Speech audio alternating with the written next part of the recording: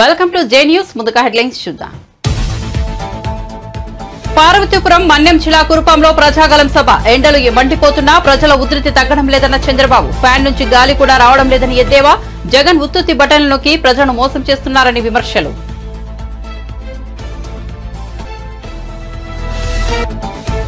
చంద్రబాబును నమ్మడం అంటే కొండచెరువు నోట్లో తలకాయ పెట్టడమే అంటూ సీఎం జగన్ తీవ్ర విమర్శలు. టీడీపీ అధినేత గత చరిత్ర ఇదేనని విమర్శించిన వైసీపీ అధినేత 2014లో ఇచ్చిన హామీలను ఎందుకు నెరవేర్చలేకపోయారని విమర్శలు.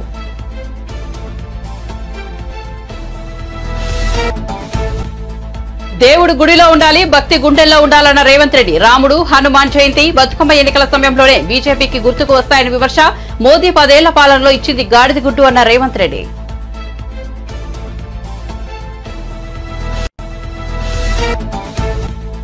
బొత్స సత్యనారాయణ వ్యాఖ్యలపై మండిపడ్డ పురంధేశ్వరి. ప్రధాని పదవికి మోదీ విలువ లేకుండా చేశారన్న బొత్స. మోదీని విమర్శించే అర్హత బొత్సకు లేదన్న పురంధేశ్వరి. పోక్సో వ్యాగన్ స్కామ్ ను ప్రజలు ఇంకా మర్చిపోలేదని వ్యాఖ్య.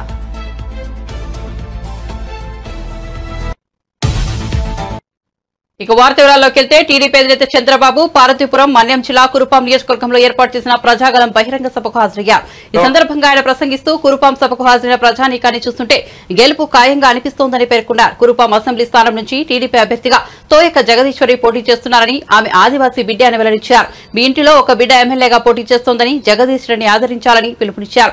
ఎంపీగా బీజేపీ అభ్యర్థి గీత పోటీ చేస్తున్నారని, కమలం పువ్వుపై ఓటేసి ఆమెను గెలిపించాలని అన్నారు.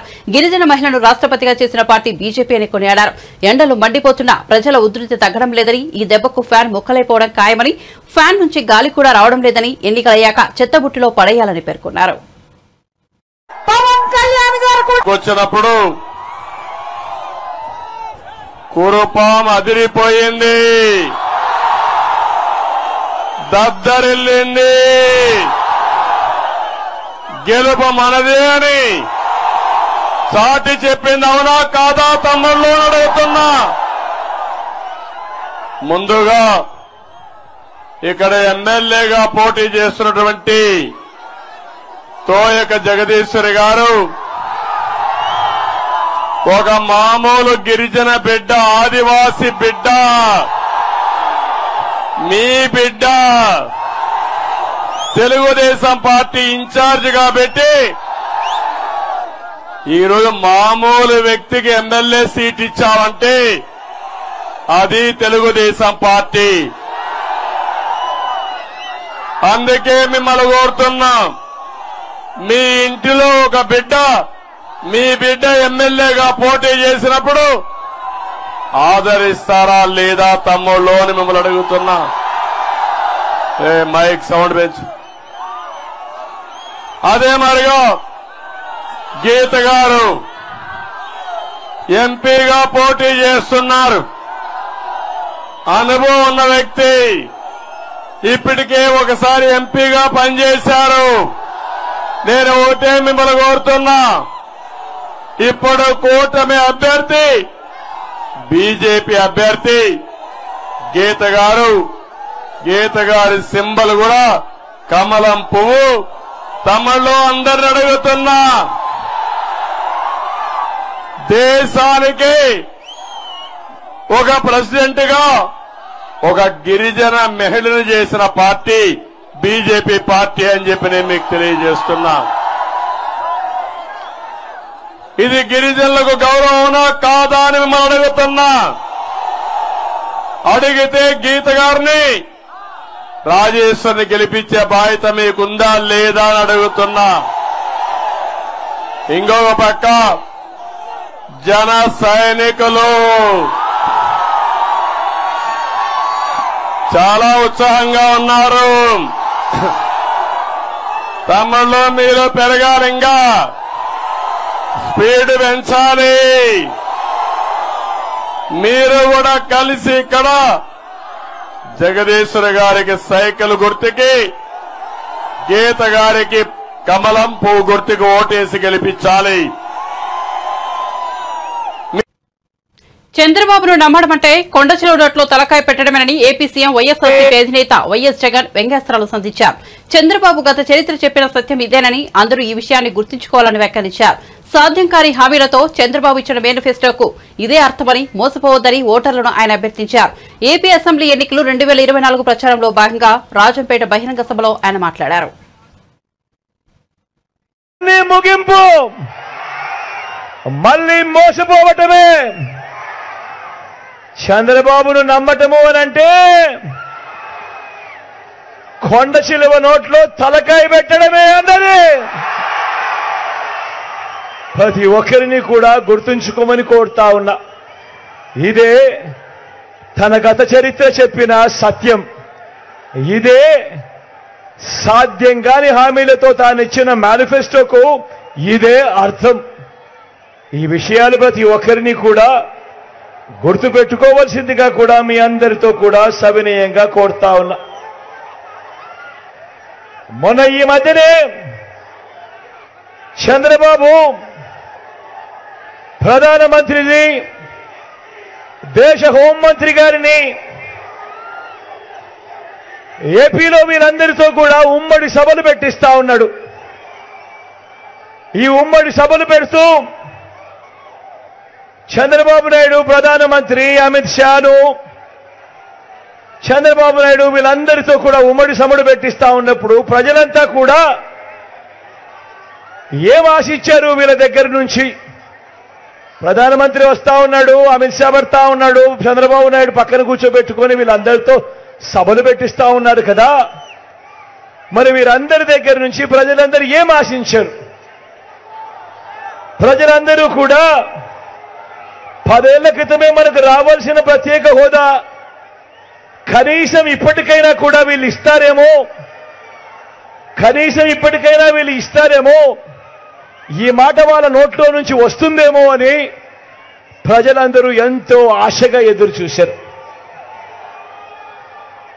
కానీ ఈ ప్రకటన చేస్తారేమో అని చెప్పి ఎదురు చూసిన ప్రజలు నిరాశ మిగిలింది. ప్రజలకు, రాష్ట్ర ప్రజలకు కావాల్సిన ఒక్క మాట కూడా మాట్లాడకుండా చంద్రబాబు నాయుడికి ఏం కావాలి, దత్తపుత్రుడికి ఏం కావాలి, వదినమ్మకి ఏం కావాలి, దుష్ట చతుష్టయానికి ఏం కావాలి అని వీళ్లకు సంబంధించిన మాటలు మాత్రమే మాట్లాడి మన మీద 4 రాళ్లు వేసి మొన్నటిదాకా ఇదే చంద్రబాబును, అదే మోడీ గారు ఇంతటి అవినీతి పరుడు దేశ చరిత్రలో ఎవడు ఉండడు అని చెప్పిన అదే నోటితోనే దేవుడు గుడిలో ఉండాలి, భక్తి గుండెల్లో ఉండాలి. పోలింగ్ బూత్ లో ఓట్ల కోసం అడుక్కునే బిచ్చగలలాగా రాముడినో హనుమంతుడినో వాడుకున్నారంటే మిమ్మల్ని ఆ దేవుడు కూడా క్షమించడని చెప్పి బీజేపీ వాళ్ళని చెబుతున్నా అని తెలంగాణ ముఖ్యమంత్రి రేవంత్ రెడ్డి అన్నారు. నర్సాపూర్ కాంగ్రెస్ ప్రచార సభలో ఆయన మాట్లాడుతూ ప్రధాని మోదీ రాజ్యాంగాన్ని మార్చాలని, రిజర్వేషన్లు రద్దు చేయాలని కుట్రలు చేస్తున్నారని ఆరోపించారు. ఎన్నికలు వచ్చినప్పుడల్లా బీజేపీకి రాముడు, హనుమాన్ జయంతి, బతుకమ్మ, బోనాల పండుగలు గుర్తుకొస్తాయని ఎద్దేవా చేశారు. మన తాతలు, తండ్రులు ఈ పండుగలు చేయలేదా అని ప్రశ్నించారు. కేసీఆర్ వయసు మీద పడిందని, ఇప్పటికైనా ఆయన బుద్ధి తెచ్చుకోవాలన్నారు. ప్రజలు ఆయనను బండకేసి కొట్టారని తిరస్కరించారని, ఈ ఎన్నికల్లో బీఆర్ఎస్ అభ్యర్థులకు డిపాజిట్ కూడా రాదన్నారు. మెదక్ నుంచి నీలబదును గెలిపించాలని విజ్ఞప్తి చేశారు.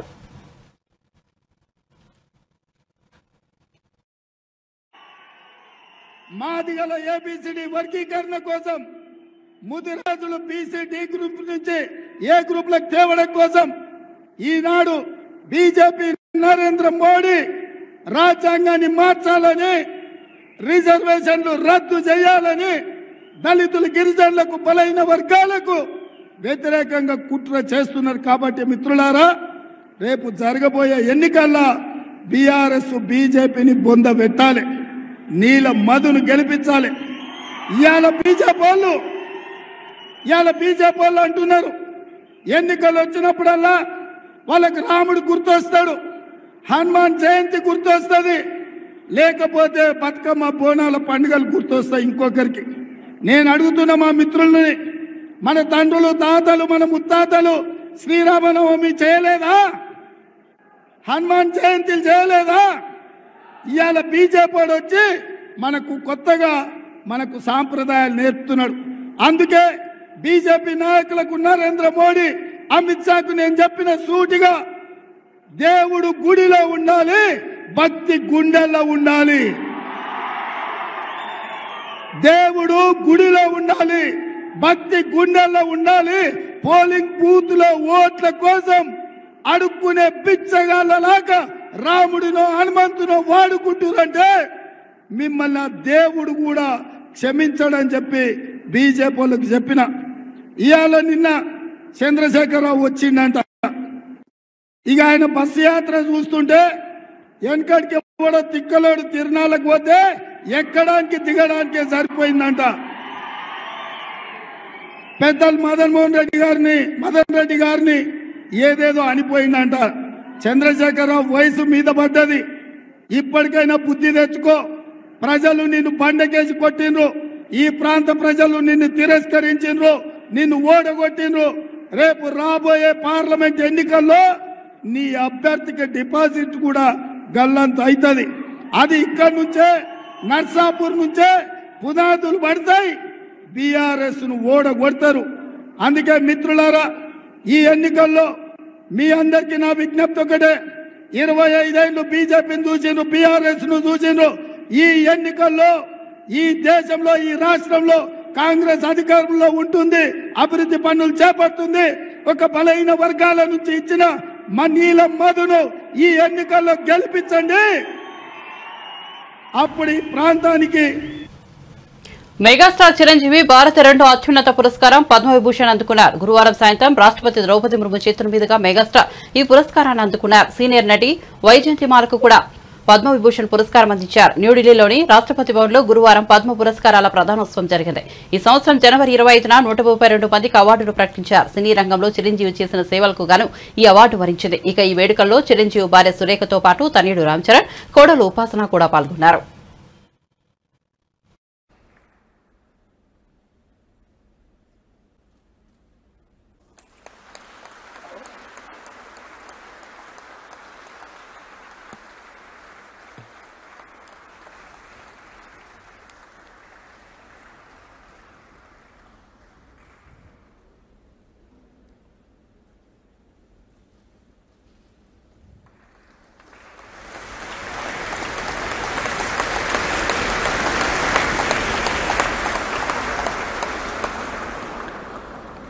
पद्म भूषण जस्टिस सुश्री एम फातिमा बीवी मरणोपरांत लोक कार्य उनकी बहन.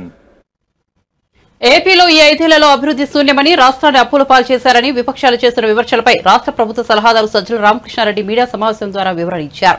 ఈ 4 ఏళ్ల 10 నెలల సమయంలో పయనీర్ అల్యూమినియం, అపోలో ట్రైస్, గ్రాసిక్ ఇండస్ట్రీస్, గాయత్రి వంటి భారీ పరిశ్రమలు వచ్చాయని, ఇవన్నీ 1000 కోట్లు, 2000 కోట్లకు పైబడి పెట్టుబడులు పెట్టిన సంస్థలని వివరించారు. భోగాపురం అంతర్జాతీయ విమానాశ్రయం, కర్నూలు ఎయిర్పోర్ట్, రాష్ట్రంలో 17 మిలిటరీ కాలేజీలు, 10 ఫిషింగ్ హార్బర్లు, 6 ఫిష్ ల్యాండింగ్ సెంటర్లు, ఇదంతా మా ప్రభుత్వంలో జరిగిన అభివృద్ధి కాదా అని ప్రశ్నించారు. మధ్యలో కోవిడ్ వచ్చిందన్న సంగతి మర్చిపోరాదని సజ్జల పేర్కొన్నారు. 2 ఏళ్లు కోవిడ్ తోటి సరిపోయిందని, ఆ సమయంలోనూ ప్రభుత్వం యాక్టివ్ గానే ఉందని స్పష్టం చేశారు.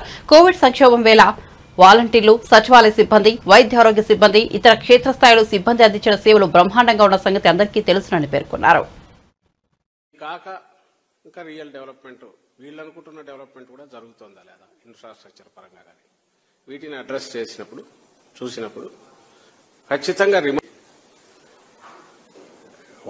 వాళ్ళు పాయింట్అవుట్ చేయడమే అట్నుంచి చాలా మంది అమాయకంగా కానీ, ఆలోచనా పరులు కూడా, లేదా ఈ ప్రచారం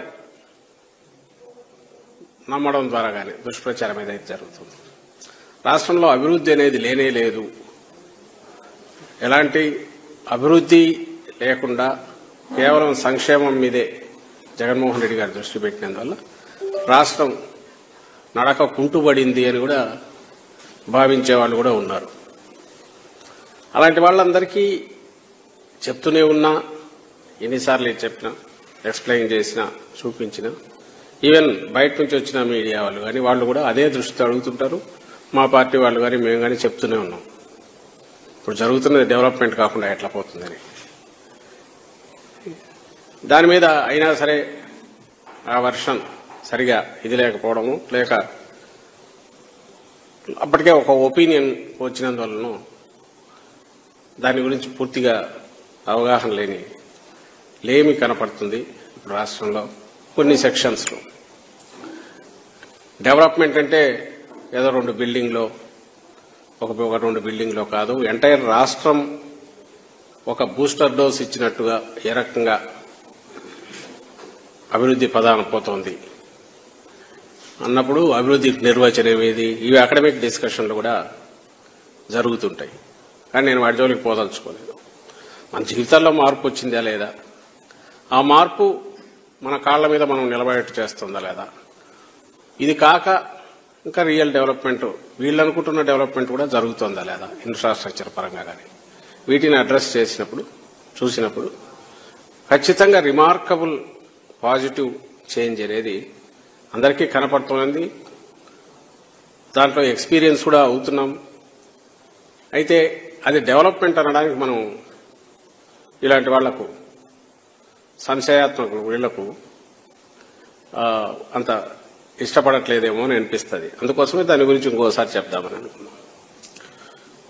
మనం 19లో అధికారంలోకి రాగానే జగన్మోహన్ రెడ్డి గారు తీసుకొచ్చిన ఓ పెద్ద విప్లవాత్మకమైన చేంజ్ ఏదైతే ఉందో, మనకు విలేజ్ సెక్రటేరియట్స్, వార్డ్ సెక్రటేరియట్స్ తీసుకురావడం, కానీ డెలివరీ మెకానిజం కింది వరకు తీసుకెళ్లాం. అంటే గవర్నమెంట్ను డోర్ స్టెప్స్ దగ్గరికి తీసుకెళ్లాం. అది తీసుకొచ్చిన మార్పు, దానివల్ల కేవలం 1,25,000, 1,30,000 ఉద్యోగాలు వీటికి రావడం మాత్రమే కాదు, ఈ 15,000 విలేజ్ వార్డు సెక్రటేరియట్స్ ద్వారా.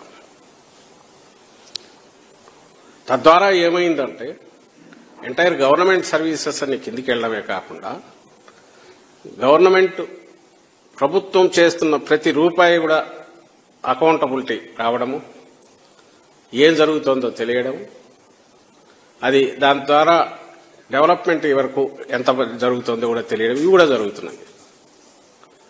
దానివల్లనే ఒక్క స్ట్రోక్తో ఇవి పెట్టిన తర్వాత వైఎస్ఆర్సీపీ పాలనతో ఏపీ ఇప్పటికే నాశనమైందని, మరోసారి అధికారం ఇస్తే ఇంకేం మిగలదని జనసేన రాష్ట్ర ప్రధాన కార్యదర్శి నాగబాబు ఆరోపించారు. జగన్ పాలనలో కియా, అమరరాజా వంటి ప్రతిష్టాత్మక కంపెనీలు రాష్ట్రం నుంచి వెళ్లిపోయాయన్నారు. ప్రజలను భయభ్రాంతులకు గురిచేస్తున్న వైఎస్ఆర్సీపీకు ఈ ఎన్నికల్లో ప్రజలు గుణపాఠం చెప్పాలని నాగబాబు పిలుపునిచ్చారు. నీతి నిజాయితీ ఉన్న పవన్ కళ్యాణ్, పరిపాలనా దక్షత ఉన్న చంద్రబాబు, దేశాన్ని ముందుకు నడిపిస్తున్న మోదీకి మద్దతు ఇవ్వాలని నాగబాబు కోరారు. ఇప్పటికే 75% నాశనం అయిపోయింది. ఇంకొక అవకాశం వీళ్ళు కనుక ఇచ్చామంటే అంటే ఇంక మనం ఎవ్వరం కూడా రిపేర్ కూడా చేయలేనటువంటి పరిస్థితులకు వెళ్ళిపోతాం. ఆడపిల్లలకి రక్షణ లేదు, రైతులకి ఎటువంటి సపోర్ట్ లేదు, కొత్త వ్యాపారస్తులు కానీ కొత్త ఇండస్ట్రియలిస్ట్కి అవకాశం లేదు. ఇది వీళ్ళ యొక్క ప్రభుత్వం యొక్క విధానం. కొత్తగా ఇండస్ట్రియలిస్ట్ ఏమైనా రావాలంటే మాకు ఎంత ఇస్తావని కాదు, మాకు ఎంత షేర్ ఇస్తున్నావు, 40%, 48% అని. ఏ ఇండస్ట్రియలిస్ట్ ముందుకు వస్తాడు? అమర్రాజా బ్యాటరీ ఓనర్, ఆయన ఎంపీ, ఆయన 2వ యూనిట్ పెడదామంటే అతన్ని ఆంధ్రప్రదేశ్ లేకుండా తరివేస్తే హైదరాబాద్ తరలిపోయి అక్కడ వ్యాపారం పెట్టాడు. అక్కడ కొన్ని 100 మందికి జాబ్స్ ఇచ్చాడు. అలాగే కియా కంపెనీ అనదర్ యూనిట్ని ప్రారంభించే ముందు వాళ్ళను కూడా ఇలాగే డబ్బు కోసం పీడిస్తే ఈ వైసీపీ ప్రభుత్వం వాళ్ళు మీతో మాకెందుకు రా నాయన అని చెప్పి ఆ కియా కంపెనీ కొత్త యూనిట్ని బెంగళూరులో పెట్టుకున్నారు. ఇది వీళ్ళు చేసేది.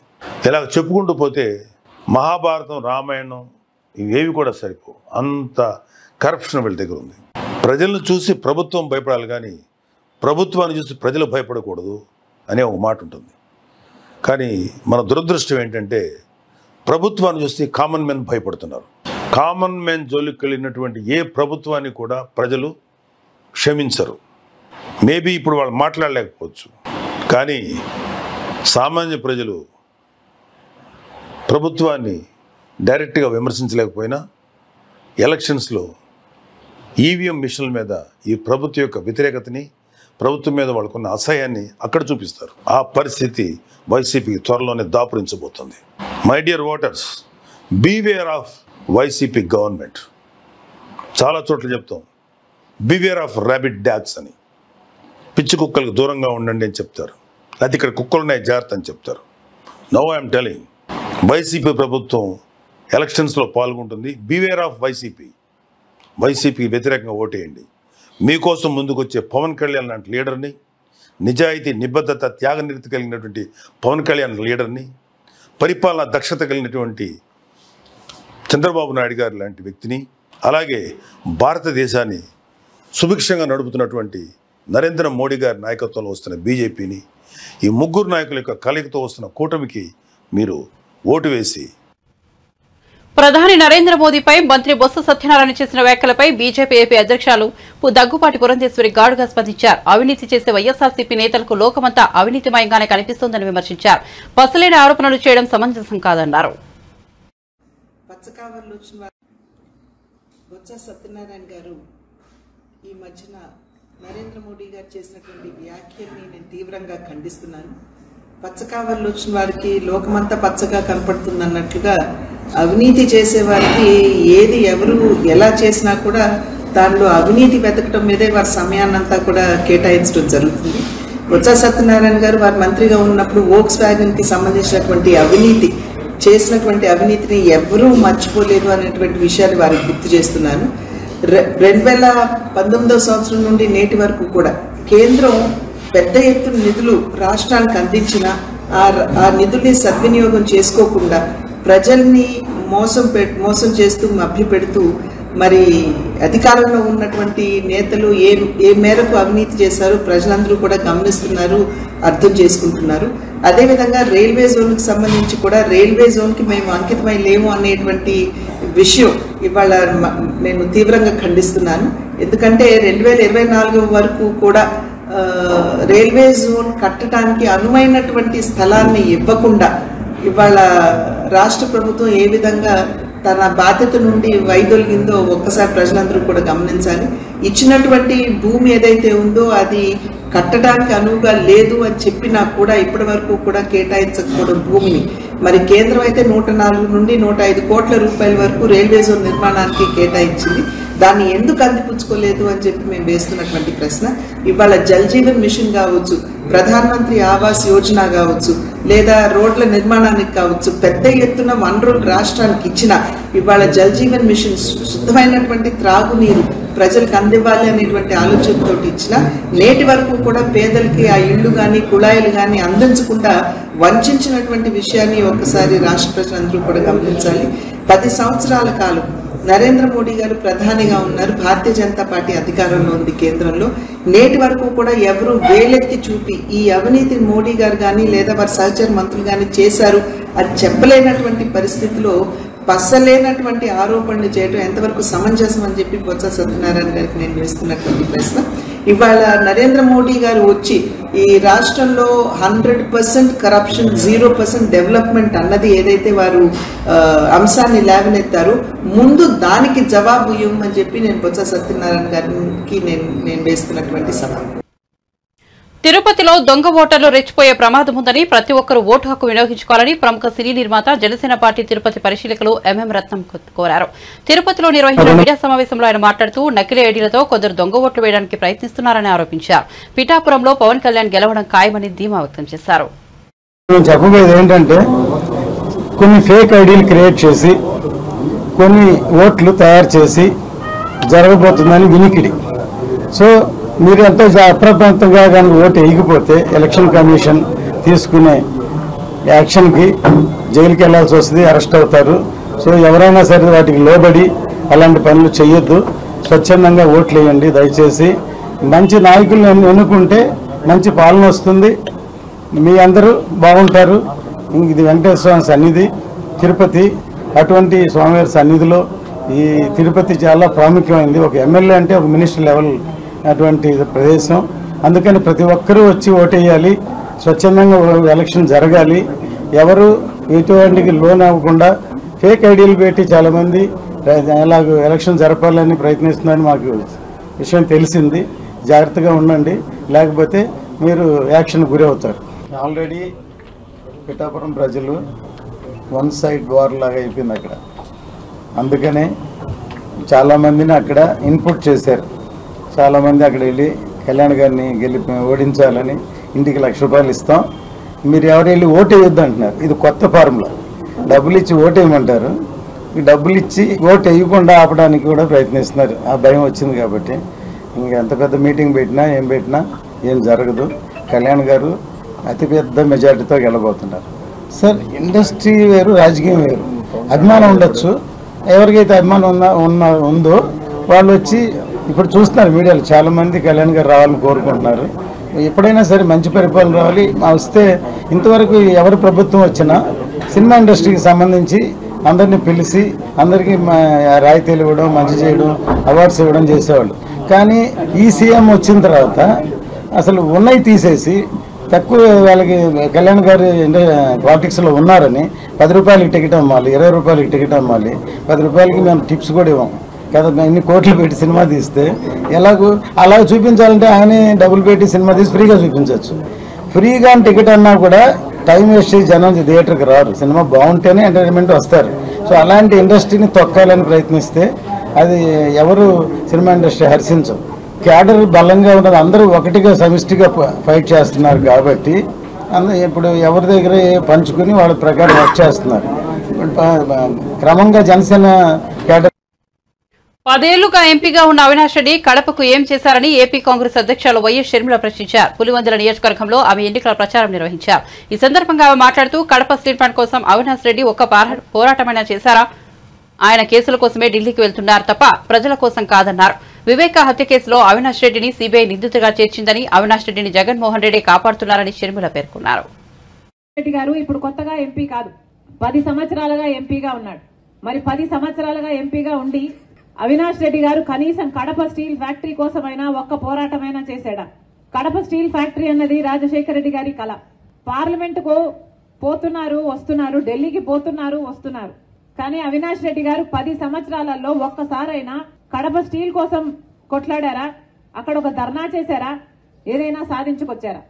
ఢిల్లీకి వెళ్ళినప్పుడల్లా సిబిఐ కోసం ఆయనను కాపాడు కోసం వెళ్తున్నారు తప్పితే కడప స్టీల్ ఫ్యాక్టరీ కోసమో ఓట్లేసిన మీకు మళ్ళీ ఏదైనా చెయ్యాలి అన్న తపన మాకైతే కనిపించలేదు. కాబట్టి ఈరోజు రాజశేఖర రెడ్డి బిడ్డ ధైర్యంగా నిలబడింది. నేనైతే మేలు చేయగలను అన్న నమ్మకం నాకుంది. పైగా అవినాష్ రెడ్డి గారు వివేకానంద రెడ్డి గారి హత్య చేసిన కేసులో సిబిఐ నిందితుడిగా, అక్యూజ్డ్గా చేర్చిన వ్యక్తి అవినాష్ రెడ్డి గారు. హత్య చేయించిన వారిలో అవినాష్ రెడ్డి గారు ఉన్నారు అని సిబిఐ ఆరోపణ చేస్తుంది. మరి 5 సంవత్సరాలైంది వివేకానంద రెడ్డి గారు చనిపోయి, హత్య చేయబడి, గొడ్డలితో 7 సార్లు నరికి వివేకానంద రెడ్డి గారిని హత్య చేయడం జరిగింది. 5 సంవత్సరాలైంది. ఈ రోజు వరకు కూడా వివేకానంద రెడ్డి గారి హత్య కేసులో న్యాయం జరగలేదు. సునీతారెడ్డి వివేకానంద రెడ్డి గారి బిడ్డ. తిరగని కోర్టు లేదు, ఎక్కని మెట్టు లేదు, తట్టని తలుపు లేదు న్యాయం కోసం.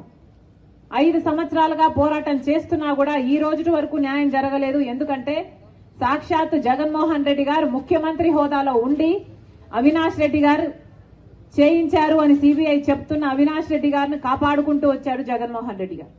5 సంవత్సరాలు కాపాడటమే కాకుండా ఇప్పుడు మళ్ళీ అవినాష్ రెడ్డికి టికెట్ ఇవ్వడం జరిగింది జగన్మోహన్ రెడ్డి గారు. అంటే జగన్మోహన్ రెడ్డి గారు చెప్పదలుచుకున్నది, ఇలా హత్య చేయించిన వాళ్ళే మళ్ళీ అధికారంలోకి రావాలి, అధికారం వాడుకొని తప్పించుకొని తిరగాలి, ఇలాంటి వాళ్ళే మళ్ళీ చట్టసభలకు వెళ్లాలి అని. బులెటిన్ ముగించే ముందు హెడ్లైన్స్ మరోసారి చూద్దాం. పార్తీపురం మన్యం జిల్లా కురుపాంలో ప్రజాకలం సభ. ఎండలు మండిపోతున్నా ప్రజల ఉధృతి తగ్గడం లేదన్న చంద్రబాబు. ఫ్యాన్ నుంచి గాలి కూడా రావడం లేదని ఎద్దేవా. జగన్ ఉత్తుత్తి బట్టల్లోకి ప్రజలను మోసం చేస్తున్నారని విమర్శలు.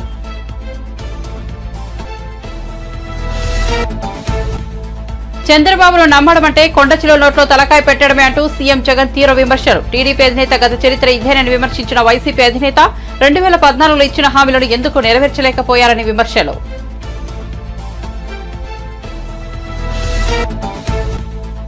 దేవుడు గుడిలో ఉండాలి, భక్తి గుండెల్లో ఉండాలన్న రేవంత్ రెడ్డి. రాముడు, హనుమాన్ జయంతి, బతుకమ్మ ఎన్నికల సమయంలోనే బీజేపీకి గుర్తుకు వస్తాయని విమర్శ. మోదీ 10 ఏళ్ల పాలనలో ఇచ్చింది గాడిద గుడ్డు అన్న రేవంత్ రెడ్డి.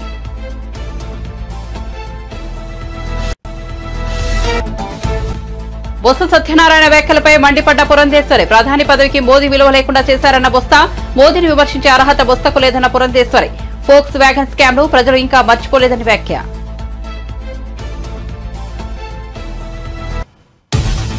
మరిన్ని అప్డేట్స్ కోసం చూస్తూనే ఉండండి జే న్యూస్.